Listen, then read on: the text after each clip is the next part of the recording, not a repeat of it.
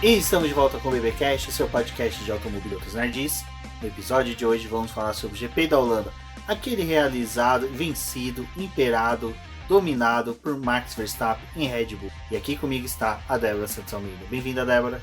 Olá, amigos, sejam bem-vindos a mais este episódio do BPcast. E uma coisa eu digo pra vocês: não deposite nenhuma expectativa em coisas que você não tem controle algum. Foi exatamente isso que aconteceu. Depois daquele desastre lá da Bélgica, a gente depositou um monte de expectativa no GP da Holanda e ó, bem te vi pra nós. Exatamente, que nós que esperávamos, né? Tinha toda aquela previsão de ser um GP mais movimentado. Não vou falar que o GP foi chato, porque o GP assim foi bem legal, foi bacana. Tivemos GPs piores este ano, né? Então acho que foi um GP... Beijos, Barcelona! Exato, foi... Até Portugal, né? A gente pode falar que foi até um pouco melhor que Portugal. Então acho que foi um GP bem legal. E assim, é uma pista que pra mim promete. Eu acho que merecia permanecer no calendário. Eu concordo com uma coisa que o Sérgio Civerly falou, né?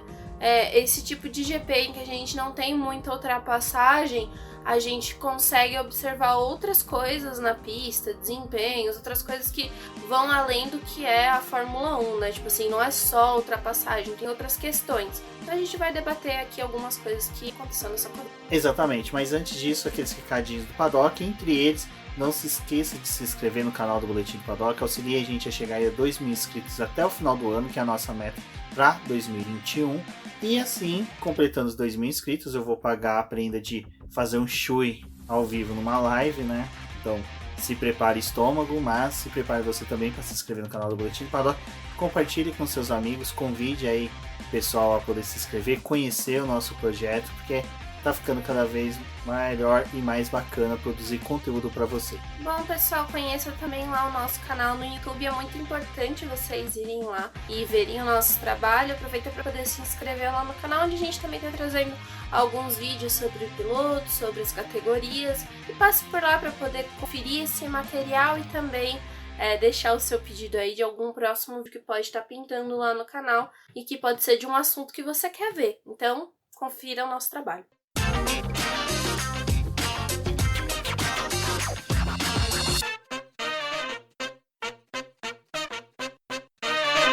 Uma das previsões que a gente já tinha para esse GP, né, Débora, é que teríamos bandeiras vermelhas. Mas é aquela discussão que eu levantei na última live do Boletim do Paddock que eu participei na terça-feira, que foi: será que o GP é só a corrida no domingo ou seria todo final de semana? E é dentro dessa previsão nossa que se concretizou, né? A gente teve muitas bandeiras vermelhas, principalmente nos treinos livres, já que na corrida, já antecipo para quem está ouvindo sem ter assistido, que não tivemos nenhuma bandeira vermelha. Bom, a gente teve paralisações aí sendo realizadas desde o primeiro treino livre até a classificação, né? Então foi algo que a gente já até imaginava que poderia acontecer por ser um circuito que ficou 36 anos fora do calendário, sofreu diversas alterações, só alguns pilotos tinham dado algumas voltas por lá, mas isso ainda na época que eles corriam de categoria de base, então muita gente não tinha referência nessa pista. E as curvas inclinadas, os pneus que a Pirelli levou, o fato de ser uma pista muito old school no sentido de que ela era desafiadora, né, por conta dessas curvas, mas também por não ter a área de escape, então de certa forma ela acaba lembrando um circuito de rua, porque se você comete um erro, você vai direto pro muro, né, não tem por onde escapar. Mas ali nos 2 primeiros treinos livres que a gente teve na sexta-feira, o maior problema acho que foi o primeiro treino livre, porque para quem estava acompanhando a sessão ali, ou para quem não acompanhou, mas ainda assim viu alguns comentários em rede social, a gente teve o problema no motor lá do Sebastian Vettel, em que ele já tinha apresentado falta de potência, retornou para os boxes, e quando ele foi liberado de novo, ele parou ali na saída dos boxes, e teve aquele momento em que ficou saindo fumaça do motor, e o pessoal da organização não sabia muito bem ali, né? Da organização não, né? Mas os fiscais de pista não sabiam muito bem como lidar com esse carro e o Vettel acabou tomando providências ali, pegando extintor, mexendo no carro, algo que acabou prejudicando a sessão de todo mundo, porque ninguém resolvia o fato de tirar aquele carro dali, e depois até os mecânicos da Aston Martin tiveram que passar por lá para poder verificar o fato da energia, né, lá das baterias do carro, para poder ver se estava seguro, até mesmo para os fiscais encostarem nesse carro e fazer a remoção dele. Então foi muito caótico esse primeiro treino livre. A gente teve pouca ação, e a pouca ação que a gente teve, assim, não tinha como dar um parâmetro de absolutamente nada. Eles completaram poucas voltas na pista, não conseguiram verificar muito dos pneus, e passou, né, toda a responsabilidade aí que a gente já vê de uma sessão que tem apenas 1 hora, tudo tendo que ser resolvido na próxima hora, que era o segundo treino livre. E aí, de novo, a gente teve 2 interrupções por bandeira vermelha. Elas foram resolvidas de forma mais rápida. Ali acho que não teve tanto problema, assim, do pessoal de pista. São situações que acabam acontecendo, mas a gente teve também, de novo, um problema ali com o motor do Lewis Hamilton e depois uma rodada do Mazepin que acabou levando sujeira para a pista e teve limpeza, essas questões, né? Coisas que acabam atrapalhando o treino, ainda mais tendo 1 hora só. Mas esse circuito acho que chamava atenção por conta disso. A gente sabia que ia ter bandeira vermelha, sabia que tem alguns erros ali nessa pista, né? O fato deles usarem aquela brita que é mais pontiaguda, que é uma brita que não tem muito pra onde o que os carros fazerem, os pilotos fazerem, né? Passou na brita, se volta pro circuito, leva muita sujeira. Então foi algo que a gente acabou observando nesses treinos livres e eu acho que foi algo que marcou, né? Exato, até essa questão da eles saírem da pista e voltar para a pista, trazer sujeira, foi uma coisa que também começou a demonstrar que realmente, acho que os pilotos estavam com meio de receio de sair da trilha, né, depois, principalmente no decorrer da corrida, mas primeiro e segundo treino livre teve bandeiras vermelhas, no terceiro a gente falou, bom, não seremos mais surpreendidos com nada, a gente já teve a surpresa na semana de que o Kimi Raikkonen se aposentou, as meninas falaram muito bem sobre isso lá na live do Boletim do Paddock na quinta-feira, falaram bastante sobre isso, então recomendo que assistam lá no canal essa live. Teve a participação da Rafaela, do Garoto da F1, a Bruna Limateia lá do Q3, então ficou bem bacana, mas Kimi Raikkonen quis, né, dar mais uma deles, então ele não poderia deixar de também ter uma estatística aí na Fórmula 1, ele que tem inúmeras em decorrência até da longa permanência dele na categoria, que é ser contaminado pelo Covid e estar fora da corrida, né. Com isso, né, Robert Kubica foi, aproveitar que ele já estava ali, foi chamado para ocupar o lugar dele. A gente teve isso do Raikkonen, que eu acho que acabou gerando algumas considerações aí, porque apesar dos testes sendo feitos para o pessoal entrar no paddock, ele participou dos treinos de sexta-feira normalmente, ainda jantou com o Josh Capito, que é chefe de equipe da Williams, e aí gerou todo aquele transtorno porque ele testou, né, positivo, teve que ser afastado. Bom, talvez Kimi Raikkonen já estava prevendo que a gente ia ter uma corrida mais parada e resolveu já tirar uma folguinha lá pra ele. Mas, brincando, né, com relação a isso, porque, obviamente, pegar Covid ainda é uma coisa muito séria, a gente... a Alfa Romeo falou que ele estava bem, que ele não tinha tido sintomas, mas, né, ficou alerta aí, pessoal, se cuida. Mas o Raikkonen teve que ser afastado, né, um piloto que tá aí rumando a sua aposentadoria. Foi o 4º piloto a ser contaminado aí nesse período de corrida e que acabou gerando substituições, né? Ano passado a gente teve tanto o Sérgio Pérez quanto o Lance Stroll e também o Lewis Hamilton, e agora o Raikkonen entra aí para essa lista de pilotos que tiveram que ser substituídos. Eu fiquei feliz de ver o Robert Kubica correndo mais uma vez. Acho que algumas pessoas que começaram a acompanhar a Fórmula 1 agora não tem muita dimensão de quem é esse piloto, mas para mim eu vejo ele como uma figura muito importante dentro da Alfa Romeo, por mais que algumas pessoas não vejam muito desempenho que ele consegue entregar, ele é um piloto que é muito bom para acertar carro, ele ainda auxilia o time nessa parte e também é o piloto reserva deles, né? E tendo em vista que o Kylon Aylott também foi realizar testes para poder participar da etapa da Indy, né, de Portland, ele também fez testes, né, no circuito de Indianápolis nessa semana, ele não ia poder participar dessa corrida. Então sobrou para o Kubica realmente assumir o carro aí. E aí fica aquela tensão agora para Monza, né? Porque a gente está diante de uma rodada tripla. O Raikkonen, ele pode ser que ele não corra em Monza, ele depende de um teste negativo, assim como aconteceu com a Irina Sidorkova, pilota da W Series, que conseguiu o teste negativo para poder participar dessa etapa da Holanda. O Raikkonen também precisa para poder retornar para o carro, né? Então, se ele não conseguir, é mais uma etapa que... Bom, o primeiro embate mesmo direto que teríamos do de Lewis Hamilton com Max Verstappen seria no treino classificatório. Porém, até chegar ao Q3, muita coisa aconteceu, principalmente no Q1. Quem já teve ali, né, Débora, eliminados no Q1, o Sérgio Pérez e o Sebastian Vettel, para surpresa, né, já que tanto o Pérez renovou recentemente o contrato e os memes imperaram no Twitter, principalmente lá do Massinha desaposentado, que falou, né, legenda do Pérez, se você quer resultado, pede pro Max, já que renovei. E o Sebastian Vettel, que vinha, né, em bons desempenhos recentemente, até antes das férias, mas infelizmente eles ficaram aí nesse Q1. Foi um Q1 aí marcado principalmente por questão de trânsito, né? Era uma coisa que a gente conseguia observar durante os treinos livres. É um traçado muito curto, que o pessoal acaba se encontrando várias vezes na pista, então é difícil de você conseguir dar uma volta limpa, né, na pista. E aconteceu ali com o Sebastian Vettel, em que ele acabou pegando trânsito na pista, encontrou com os dois carros da Haas. Até depois teve aquela discussão se iam penalizar o pessoal da Haas ou não, e no final das contas levaram em consideração que estava todo mundo junto ali na pista e meio que todo mundo tinha culpa daquele trânsito, então resolveram não penalizar ninguém. Mas era uma coisa assim que poderia acontecer e poderia acabar rendendo problemas aí para pilotos que a gente vê que tem uma tendência melhor a passar, né, para as outras partes da classificação. E eu acho que é um dos pontos interessantes aí dessa classificação é o que acontece com o Vettel no domingo, né?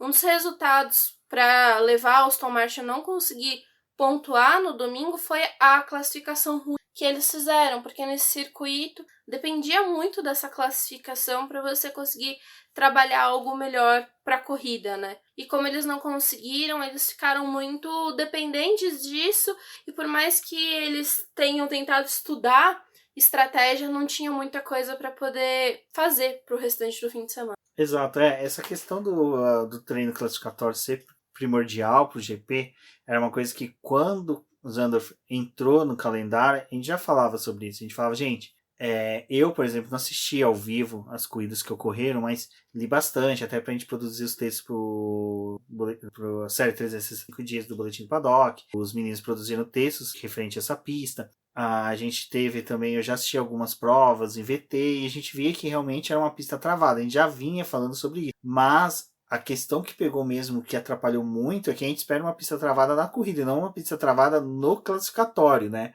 Até mesmo esse lance que teve do Vettel ter ficado no Q1, na verdade, foi porque ele encontrou ali as duas Haas se estranhando, né? Mais ou menos uma querendo sair mais à frente da outra, e aonde que ele perdeu tempo porque estava em volta rápida. Até mesmo depois que acabou o treino classificatório, ele foi até os comissários e falou, né, que não precisava punir os dois pilotos, porque era algo que era normal numa pista daquela acontecer aquilo. Então, de qualquer forma, isso daí é uma coisa que eu acho que a categoria tem que começar a bater em cima, em questão de, olha, Q1, Q2, que é muito mais tumultuado pelo volume de carros na pista, vocês têm que começar, sabe, a saber se posicionar e saber quando estão em volta rápida, volta de retorno para os boxes. É que é muito complicado, é uma situação que, assim, a gente acho que já falou disso, que eu me lembro, assim, de cabeça, uns 2 eventos de Fórmula 1 aí, que a gente teve classificações sendo comprometidas. A Áustria é um circuito que a gente sabe, é curto,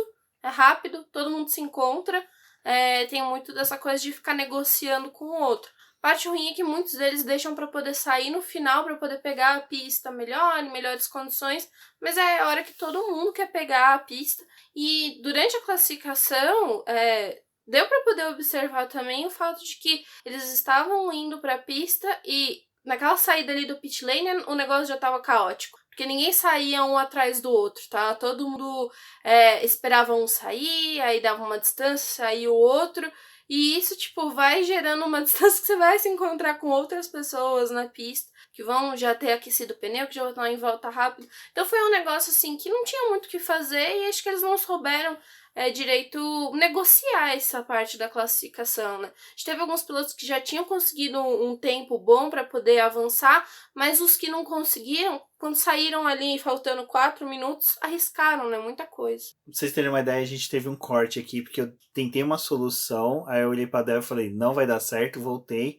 Aí agora eu pensei numa coisa que a gente viu lá no Bahrein, que já havia acontecido, que era do Mazepin ter atrapalhado, né, o Sérgio Pérez, e até ocasionou lá discussão na época. E dessa vez o Mazepin também tá envolvido, mas é uma coisa que eu acho que assim não é para crucificar ele nesse momento. Eu acho que o que vale é aquele acordo de cavaleiro entre os pilotos de não tentar disputar a posição, não tentar ultrapassar o outro depois que saiu dos boxes, porque isso foi exatamente o que atrapalhou o Vettel, né? Foi o Mazepin tentar ultrapassar o Mick Schumacher e ele colocou o carro à frente do Vettel. Então era aquele momento de tipo assim, olha, não era para você ter feito isso nesse momento, sabe? E também tem aquela coisa, tipo, você sabe até onde você tá encrencado no campeonato e o que você precisa fazer. Tipo, a maioria dos pilotos ali que sabia que ia ser complicado a corrida, não deu muita sopa pro azar, sabe? Já tentou sair com o pneu, já tentou aquecer, já tentou dar uma volta rápida, tipo, buscou um espaço ali na pista para poder conseguir.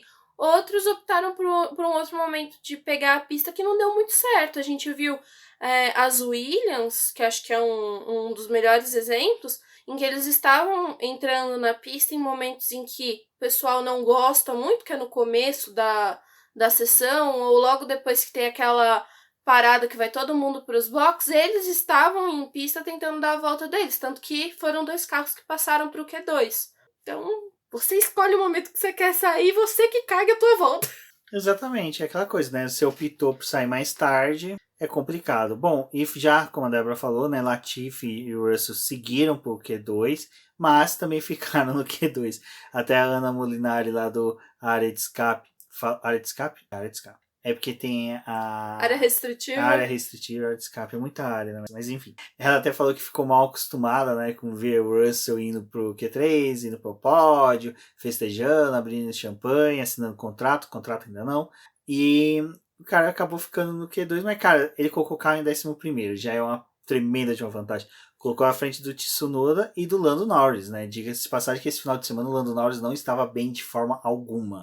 Eu acho que uma das coisas que a gente pode destacar aí da dupla da Williams é que os últimos 2 GPs acabaram dando muita confiança para eles. Então, esse resultado aí da classificação, e até uma coisa que eu tô pontuando no texto do Raio X, que vai sair essa segunda-feira, é sobre isso.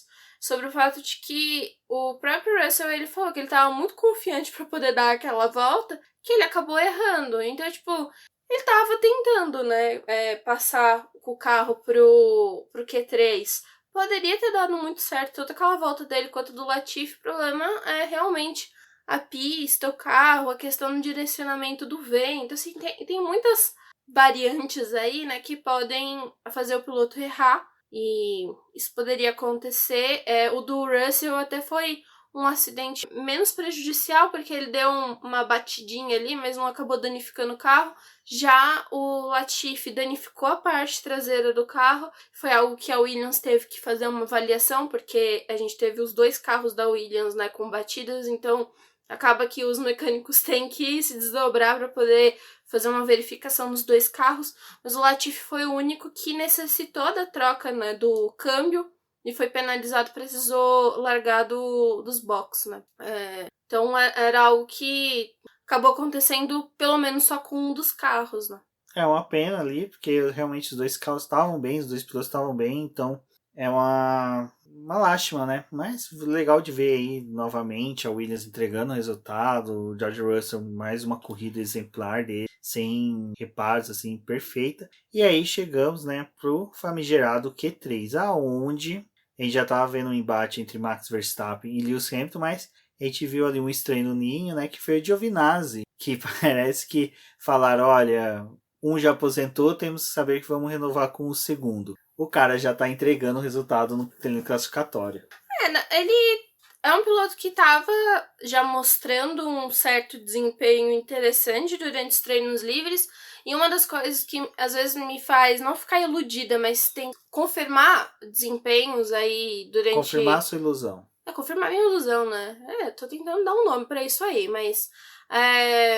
quando eu consigo ver que a Ferrari tá indo bem, mas a Alfa Romeo tá acompanhando, tipo, tá entre os 10 também ali, tipo, eu já consigo confirmar, assim, que a Ferrari vai ter uma boa classificação e que a Alfa Romeo pelo menos vai pro Q2 bem. Tipo, não vai ter um sofrimento, né? E acho que foi isso que aconteceu. Assim, o Giovinazzi, ele teve uma parcela aí de sorte pelas batidas dos 2 carros da Williams e do cancelamento do restante do Q2, que ligaram o modo foda-se e falaram, não vamos correr mais 1 minuto e meio, vamos cancelar aqui mesmo, porque as coisas já tá muito atrasada e senão a gente vai estar aqui Bélgica parte 2, né? Então resolveram desistir ali.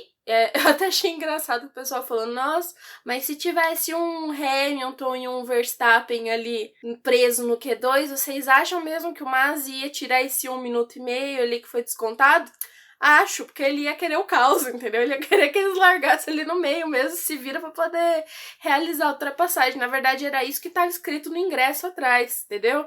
Então, pra poder dar a animada, eles tinham que largar no meio do pelotão, mas não deu muito certo. Mas, voltando pro caso do Giovinazzi, ele deu, de certa forma, um pouco de sorte por causa dessa batida ali da Williams e foi direto pro Q3, né? Porque ele tava em 10º. O que foi bom, porque ele ficou com 2 pneus macios para poder tentar a volta rápida, o que geralmente não acaba acontecendo para esses pilotos que vêm do fim do grid ali, surgem entre os 10, porque acaba gastando mais pneu para poder avançar nas sessões, mas ele tinha jogo de pneu para isso.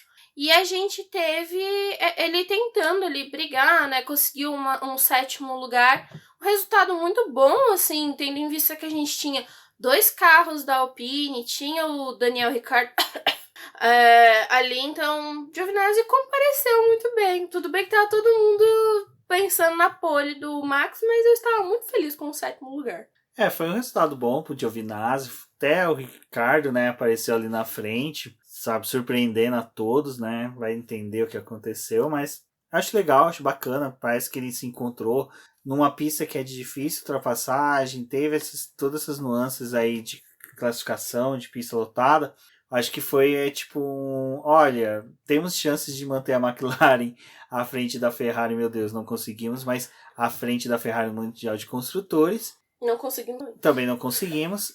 E outro ponto que eu acho que, assim, cara, a disputa do Max e do Lewis Hamilton, todo mundo já sabe, todo mundo já conhece. Porém, temos que exaltar Pierre Gasly, né? Que o cara já pegou e falou assim, olha, ninguém tá olhando pra mim, ninguém me viu, olha, tô aqui, ó, P4, bonitão, sabe?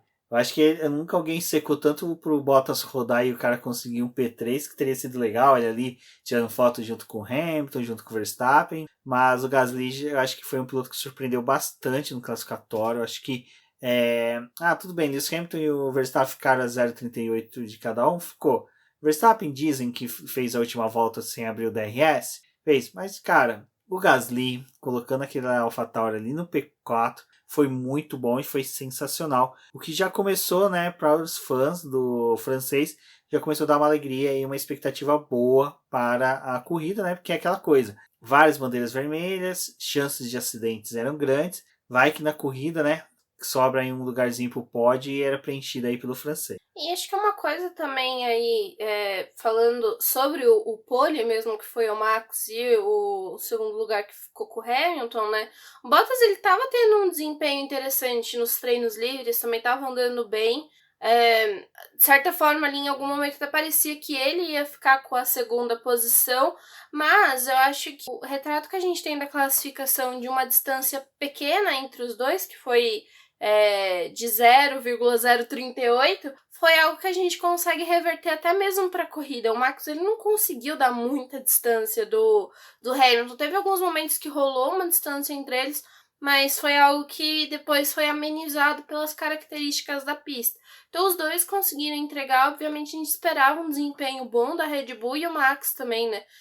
Apesar de o DRS dele ter falhado ali na última parte, né, dessa classificação, ele conseguiu tirar os milésimos ali com o carro mesmo, né, com o desempenho que o carro da Red Bull tem. Bom, e pra corrida, né? Todo mundo já apavorado, já, meu Deus, vai ter bandeira vermelha, vai ter safety car, sabe? O Mailander já ficou ali, sabe? É hoje. É hoje que eu Ele tava com as mãozinhas de mosca.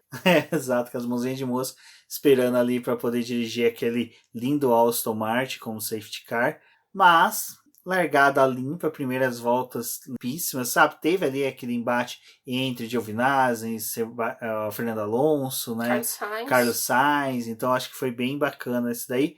Mas depois a corrida, eu vou ser sincero, até o final foi mesmo jogo de estratégia. Foi um jogo de xadrez muito bem montado pelas equipes. E eu falo que foi um jogo de xadrez muito bem montado. Eu coloco até ali o 15º, 16º colocado, que foi uma disputa bem acirrada de estratégias. E é uma coisa que é bem interessante que eu não tinha reparado, e até um advogado que trabalha comigo lá do escritório, o Zezinho, que começou a acompanhar a Fórmula 1 agora também, já acompanhava, aquela galera que acompanhava antes, mas voltou agora, ele me mandou uma mensagem e falou, cara, impressionante como só os 4 primeiros não tomaram volta, né? O resto todo mundo tomou volta. Então é pra gente ver como realmente a questão dos pit stop, o volume de pit stops auxiliou para ter várias estratégias e também atrapalhar e ajudar as estratégias dos ponteiros, né? Que a gente pode falar também que o Max Verstappen e o Lewis Hamilton, em certos momentos, teve dificuldade de ultrapassagem em retardatários, não porque os retardatários dificultavam, mas só que os caras às vezes ficavam vendidos que era difícil abrir, sabe? Você não tinha como jogar simplesmente para o lado, sabe? Ou fazer alguma mudança que você poderia também se prejudicar numa disputa, porque a todo momento todos estavam disputando posição. Então é por isso que eu gostei da pista e da corrida. Esse volume de disputas que estavam tendo deu um toque especial. E aí entra num pouquinho daquela coisa que a gente sempre fala, que eu não me importo que haja uma dominância, desde que exista disputas. Carros, se fossem mais próximos um do outro, teria sido uma corrida um pouco mais sensacional. E é por isso que eu acho que para 2022 essa pista será acertada se for mantida no calendário. A gente vê que só os 3 primeiros dos pilotos que foram pro pódio conseguiram terminar na mesma volta, nem o Gasly não terminou na mesma volta que eles, tomou volta aí, completou a corrida com 71 voltas. O Bottas, se tomasse volta, ia ser também para rasgar o contrato, né? Toca a música do O Titanic, Bottas só né? não tomou volta porque ele fez a volta rápida, né? Senão... Já pensou, o cara faz a volta rápida e ainda toma a volta? E ele nem ficou com a volta rápida, né? Porque foi tapeado.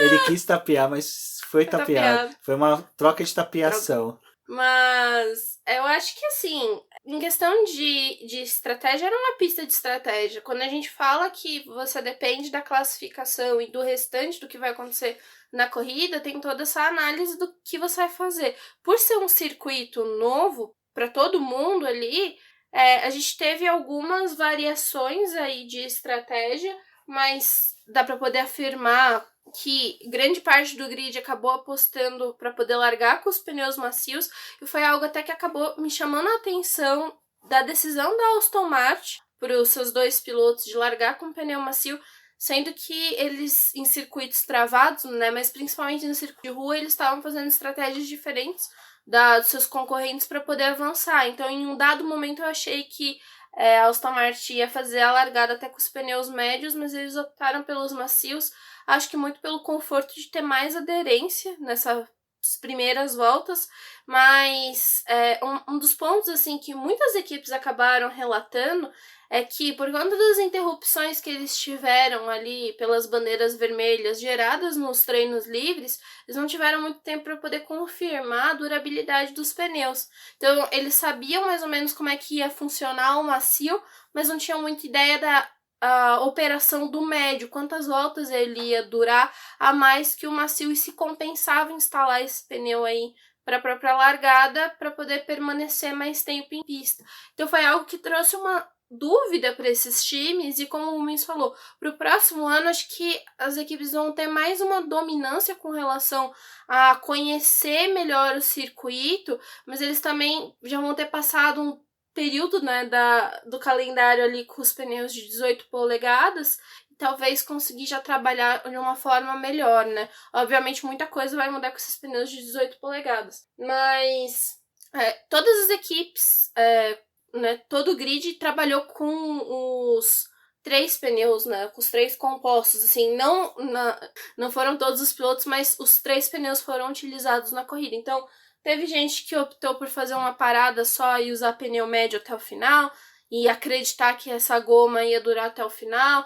Teve os líderes ali, né, que o Max Verstappen fez um trecho da corrida com o médio, depois fez a outra parte com os compostos duros, porque ele não tinha mais pneu médio, mas no caso do Max se mostrou algo muito positivo, porque o Hamilton chegou ali no final da corrida, ele já estava sem pneu realmente, já estava sem goma para poder tentar fazer mais alguma coisa, dar um golpe ali no Max.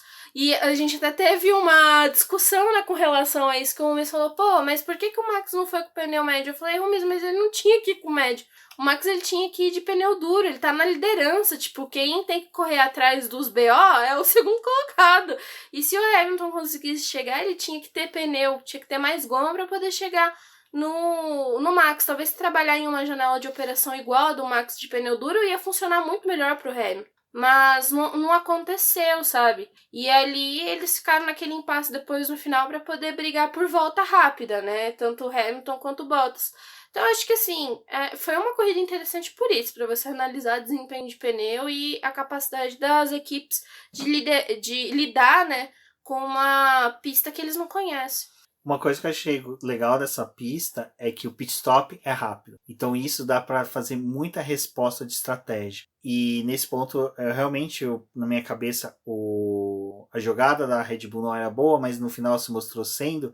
E da Mercedes se mostrou errada, principalmente com o próprio Hamilton perguntando, cara, eu tava com um pneu 0. Vocês mandaram eu colocar um pneu já usado que eu vou fazer mais voltas do que eu tava fazendo com 0. Vocês têm certeza que essa é a melhor estratégia? Vocês consultaram a Débora? Né? Então, isso foi algo que realmente, depois da gente discutindo aqui em casa, a Débora até pontuou sobre isso, realmente fazia sentido, né? Eu acho que se a Mercedes tivesse feito mais tempo com o pneu médio novo, ou se tivesse colocado o Hamilton no primeiro pit stop com o pneu médio usado e guardado o novo pro final, porque essa também seria uma informação que a Red Bull teria. A Red Bull teria essa informação de tipo, realmente não faria sentido você telegrafar essa informação que ele teria um pneu novo guardado. Não, mas era uma coisa muito complicada. A estratégia estava certa se ele não tivesse feito a troca tão cedo. Se ele tivesse sido umas 5, 6 voltas a mais com aquele pneu mais novo. Mas a questão dessa estratégia não é também qual pneu ser usado. Não tinha momento na pista direito para você parar, porque no começo os carros estavam mais agrupados, se a gente for parar para poder pensar. Conforme eles foram realizando as paradas ali depois da volta 20, teoricamente, né, depois da volta 20, que teve gente que realizou na 24, teve gente que realizou na 30, tipo, teve essa janela. Quando eles começaram a fazer paradas, os carros começam a ficar mais esparsos na pista, que é muito curta. Então, tipo, conforme você vai também jogando sua parada mais pra frente, tipo, os ponteiros, eles começam a pegar mais trânsito. Então, tipo, era um negócio muito complicado também pra você fazer uma estratégia. A Red Bull, ela fez o melhor possível. Ela tava respondendo a Mercedes. Tipo, a gente tem que marcar a Mercedes. Só que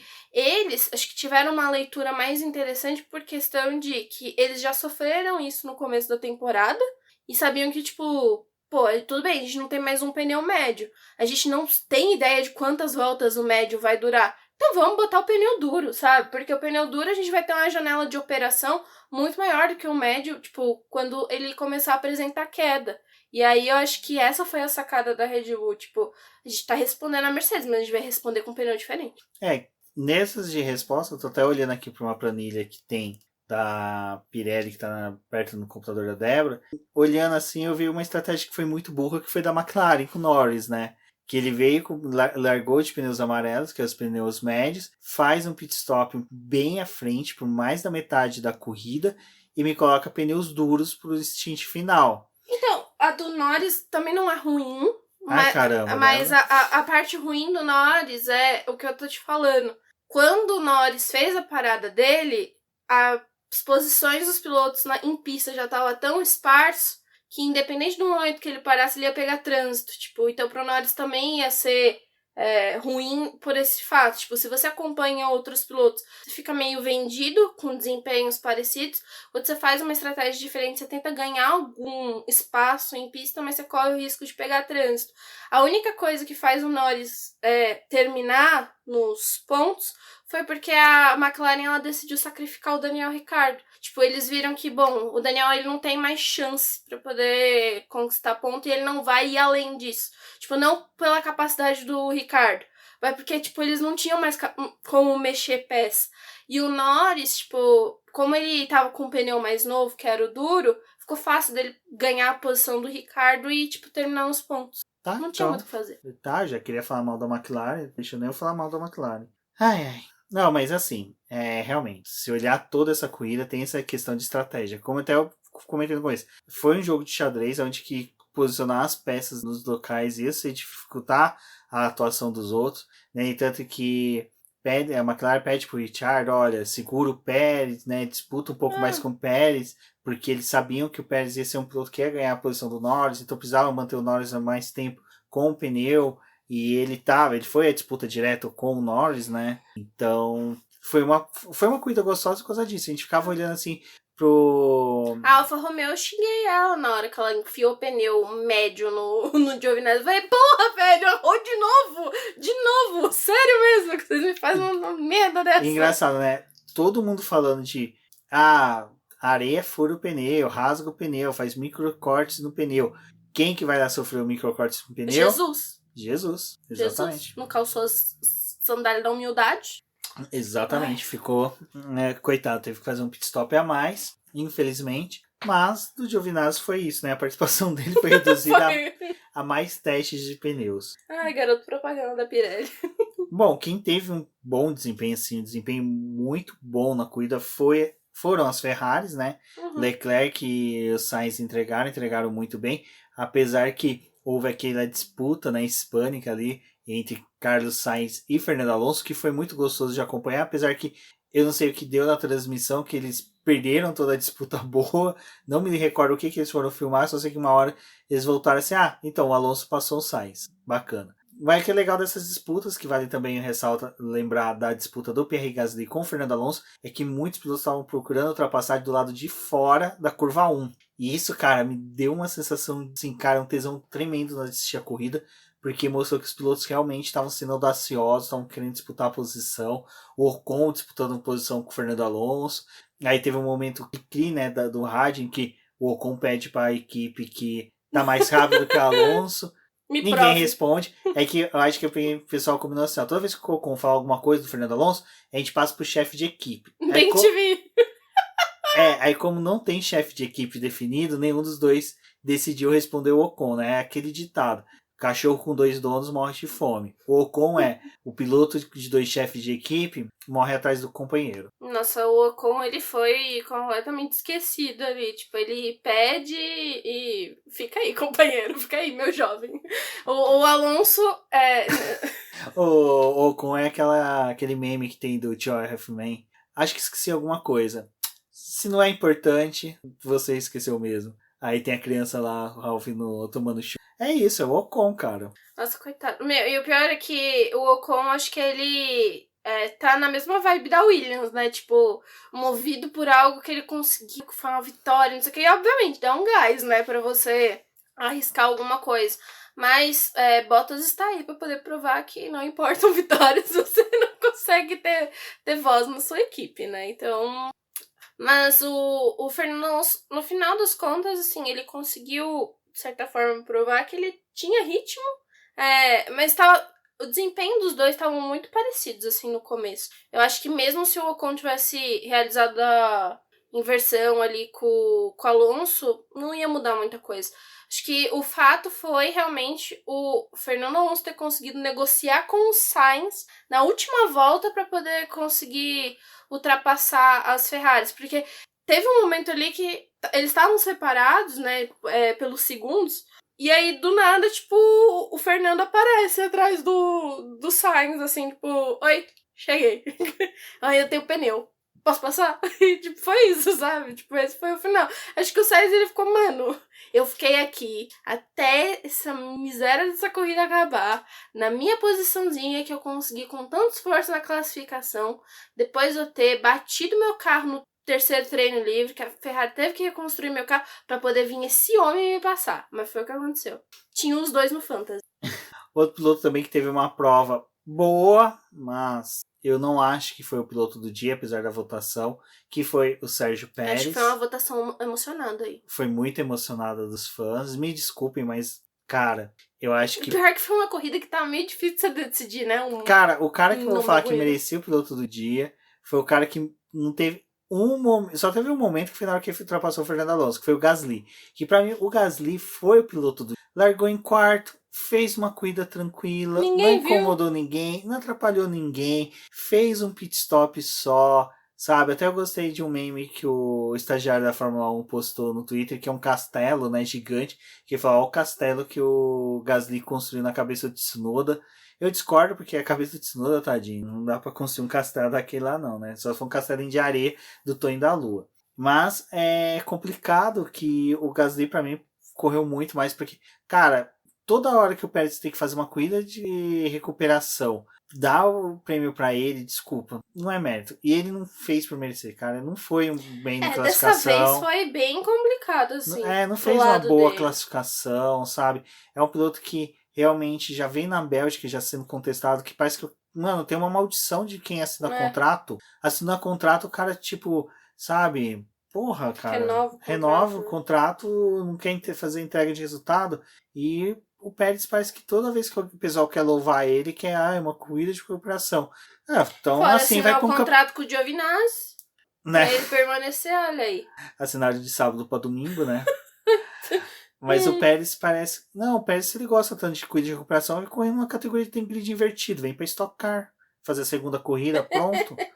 Sabe? Não é uma coisa que me agrada muito. Bom, eu acho que assim, o Pérez, ele provou de certa forma que é aquele piloto que dá uns BO errado, ele consegue recuperar. Apesar que aquele primeiro começo ali da corrida dele, que ele tá com uma dificuldade de ultrapassar gigantesca, eu falei, nossa, gente, vai dar muito errado isso. Ele vai terminar abaixo dos 15. Ele teve que fazer um pit stop a mais porque travou o pneu.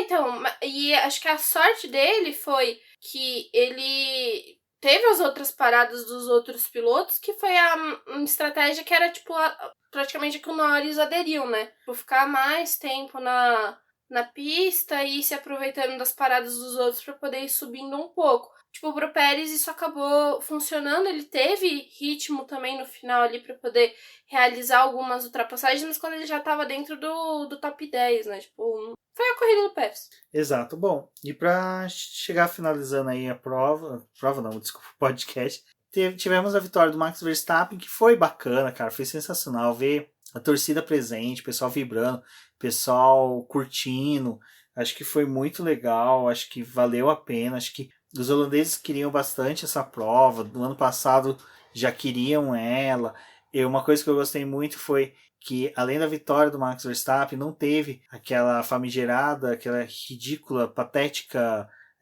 vaia que todo mundo estava temendo que teria o Lewis Hamilton, que foi ao contrário, né? Ele foi aplaudido, o pessoal curtiu. Teve vaias em alguns momentos, mas não nesse momento da corrida. Durante o fim de semana teve algumas coisas. Mas é aqueles incidentes dos caras bestas, né? É que realmente eu só assisti o classificatório e a corrida, e nesses dois momentos eu não vi, mas se teve em alguns outros momentos, patetada deles, mas no pódio achei legal, ó, o pessoal vibrar, curtir, sabe? E o pódio que já foi um pódio diferente, né?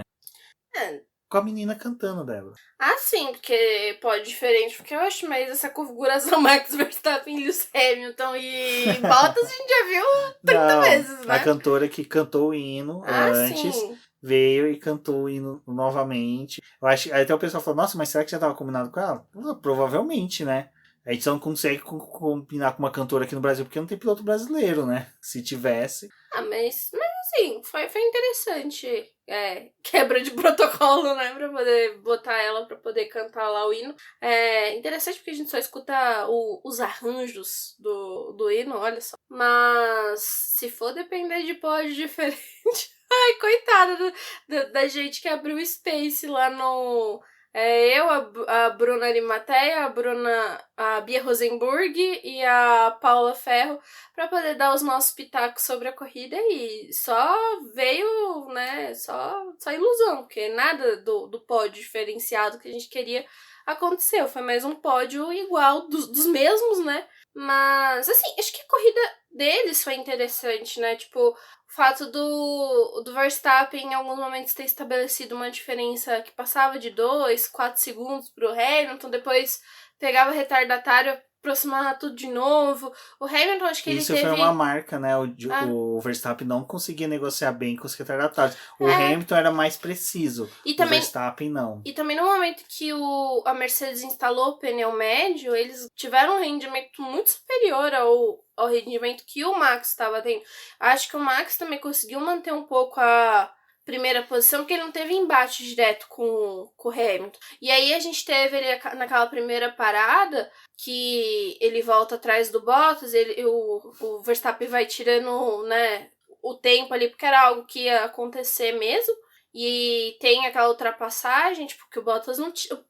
Sim, foi uma escolha bem complicada ali, porque o Bottas não tinha pneu mesmo pra poder segurar o Verstappen, mas ele também não tava com muita força de vontade. Vamos lá. O Bottas não tinha pneu? Com certeza. Mas, cara, pelo amor de Deus, você faz alguma coisa. Muda pelo menos o traçado. Tem a regra lá que permite você mudar uma vez o traçado. Faz pelo menos essa mudança pra constar na merda do relatório da sua demissão, sabe? O cara tentou, sabe? Pra alguém poder... Não. Quer resultado? Não pede pra mim. Cara, vai deixando a pista do lado sujo, vai fazendo qualquer coisa, sabe? Pega, troca uma viseira, torcendo pra viseira entrar no duto de freio do outro carro, faz qualquer merda, velho. Do jeito que ele é cagado, ele ia jogar... Entrar na dele mesmo. Na dele ou no do Hamilton, né? Cara, é impressionante. Tipo, tá bom, você tá vendo que o cara vai chegar. Se é piloto, você sabe. Próxima volta o cara vai chegar e vai me ultrapassar. Pera aí. Deixa eu ele tava sendo alertado, né? Esse é o problema. E deixa... Você faz alguma coisa, deixa aí fazer as tomadas de curva diferente. Sabe? Vou dificultar pros outros. Cara, o Fernando Alonso e o Carlos Sainz ficaram disputando posição ali um tempão. Sabe? O Carlos Sainz não tinha carro pra segurar o Alonso por causa da questão de pneu. Pô, o Fernando Alonso mostrou que dá pra segurar assim uma Mercedes, um carro mais rápido. Por que o Bottas não fez? O Bottas não fez nada, sabe? Nada. Tipo, é patético isso. Por isso que quando a gente fala que o Bottas é um bom piloto, sim, mas ele não é mais um bom piloto pra nível Mercedes. Porque ele é um cara que, aquilo ali, cara, teria feito ô Bottas, vem cá, a gente vai fazer um novo pit stop com você, como aconteceu. Tá bom, vai. O mecânico tira os 4 pneus do carro e deixa o carro dele ali, parado no cavalete. E recolhe pra dentro do box. Fala assim, cara, isso é um imprestável. Você não merece continuar correndo. Liga pro Russell, faz pit stop. Tira o Russell do carro, coloca o carro da Mercedes, volta o Russell pra pista, cara. Porque o Russell fez mais do que o Bottas, sabe? É impressionante. O Russell, sendo ultrapassado de retardatário, fez mais do que o Bottas. Os retardatários fez mais do que o Bottas contra o Verstappen. Vocês têm noção disso? Quanto é ridículo que o Bottas fez no final de semana. E aí tem a famigerada rádio, né, falando, vamos lá, Bottas, não faça a volta rápida ainda. Oi, e já tá tudo roxinho. Tudo roxo. Caraca, velho. Caraca, e Bottas. Mas, ai, gente, não, e o pior é ele, mas por que eu não posso fazer a volta rápida? Vocês me colocaram esses pneus por quê?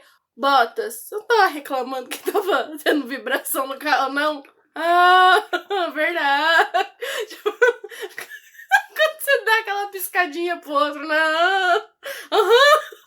Ai, Bottas. O Bottas tá tentando recordar os rádios passados. Mas eu falei de vibração. Eu não lembro. Eu falei sobre isso.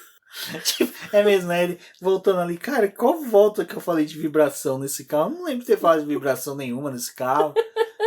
Tô ficando doido. Aquele meio de pica-pau. Tô ficando doido? Eu não tô dirigindo uma Elba. Uma Elba. Né? Não, tô dirigindo a Mercedes, não é? Né? Coitado do Bottas. Coitado nada. Aí vai lá, faz a volta mais rápida. Por sorte, o Lewis Hamilton faz. Mas você imagina, cara, se o Lewis Hamilton não consegue. Eu tava torcendo, na verdade.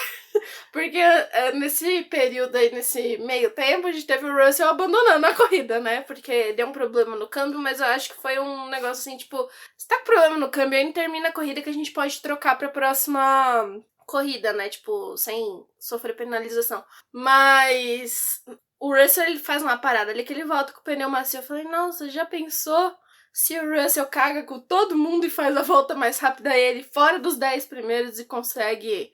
Não consegue o ponto, né? Mas fica registrado com uma volta mais rápida. Ia ser muito mais engraçado. Não aconteceu. Ai, Bottas. Vão torcer pra Monza sair notícias, né? Notícias estão falando que pode ser hoje, segunda-feira. Não, segunda-feira não, gente. Olha, emenda de feriado em São Deixa Paulo. pra quarta. Porque... A gente quer trabalhar tranquilo pra dar 18 horas, parar, começar a beber, só parar de beber antes da live de terça-feira. É isso que a gente quer, tá bom? E pra infelicidade de vocês, eu volto na live de terça-feira. Mas provavelmente será a minha única live essa semana, então parabéns aos envolvidos. Bom, pessoal, agradeço a todos aí que ouviram o BBcast até aqui. Não se esqueçam de compartilhar nas suas redes sociais, chamar os amigos para ouvir, auxiliem o Boletim do Paddock no seu crescimento. Compartilha na sua rede social se você escutou esse programa. Vocês podem ver que hoje em dia eu e a Débora falamos menos do apoie-se, que é muito importante para nós, mas falamos muito mais na questão de compartilhamento, porque nosso interesse é que mais pessoas ouçam a gente, interajam com a gente. Mais conheçam nosso trabalhinho. Exatamente, porque isso é muito mais gratificante do que, acredite, remuneração. Não que o apoio não seja importante, mas para manutenção do site... Para fazer a manutenção disso aqui. Esqueci a palavra. Pensem assim, a manutenção do site é pelo apoio, a manutenção do nosso entusiasmo pela produção é por meio do compartilhamento de vocês. Então, auxiliem a gente aí. Vamos chegar aos 2.000 likes, porque além do que fazer o show, tem uma coisa, eu tô sem beber refrigerante, gente. Eu tô querendo beber uma Pepsi gelada, por favor. Eu tô numa tristeza interna. Tem muita Coca-Cola na nossa geladeira, de tanto iFood que a gente pede, ganha refrigerante, aí não pode beber. Eu tô desentupindo o pia. Eu entupo o pia, desentupo o pia de Coca-Cola só para não desperdiçar a Coca-Cola. Então, auxiliem a gente. Um forte abraço a todos e até a próxima. Até a próxima, pessoal.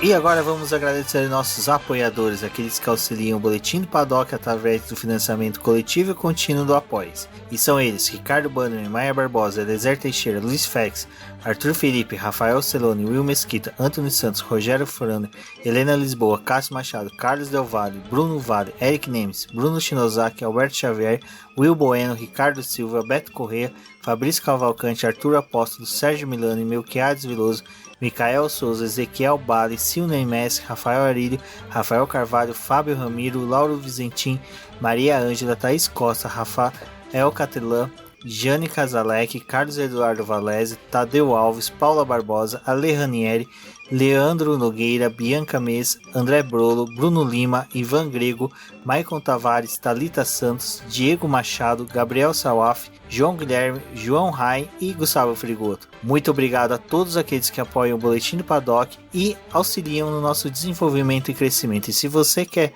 apoiar também o Boletim do Paddock, entre em contato com a gente através dos nossos perfis oficiais ou acesse o link apoia-se.com/Boletim do Paddock e lá você terá as opções de apoio ao Boletim do Paddock. Um forte abraço e obrigado.